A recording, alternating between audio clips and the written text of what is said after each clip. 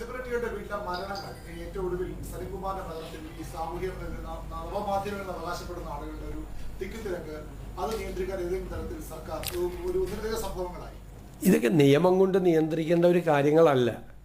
ഞാൻ തന്നെ വളരെ ദേഷ്യപ്പെട്ട് അവരോട് സംസാരിച്ചു. കാരണം ഈ ഓണർ കൊടുക്കാൻ പോലീസിന് പറ്റുന്നില്ല, കുടുംബാംഗങ്ങൾക്ക് അവരുടെ കർമ്മങ്ങൾ ചെയ്യാൻ അവരെ അനുവദിക്കുന്നില്ല. വല്ലാത്തൊരു സ്ഥിതിയായിരുന്നു. അപ്പോൾ ഞാനാണ് ആദ്യം അതിനോട് പ്രതികരിച്ചത്, നിങ്ങൾ മാറി നിൽക്കണം, കുടുംബത്തിന് ഈ കർമ്മങ്ങൾ ചെയ്യാൻ അവരെ അനുവദിക്കണം എന്ന് പറഞ്ഞത്. അതുമാത്രമല്ലല്ലോ, സലീംകുമാർ രോഗബാധിതനായി കിടക്കുമ്പോൾ സോഷ്യൽ മീഡിയയിൽ വലിയൊരു അറ്റാക്ക് നടന്നു. ചത്തുകൂടെ എന്നാണ് ചോദിച്ചത്. എന്താണ് ആ മനുഷ്യൻ ചെയ്ത തെറ്റ്? മരിച്ചു കഴിഞ്ഞിട്ടും വളരെ മോശമായ രീതിയിലുള്ള സോഷ്യൽ മീഡിയ പ്രചരണം നടന്നു. ഇത് നമ്മുടെ കേരളത്തിലാണോ ഇത് നടക്കുന്നത്?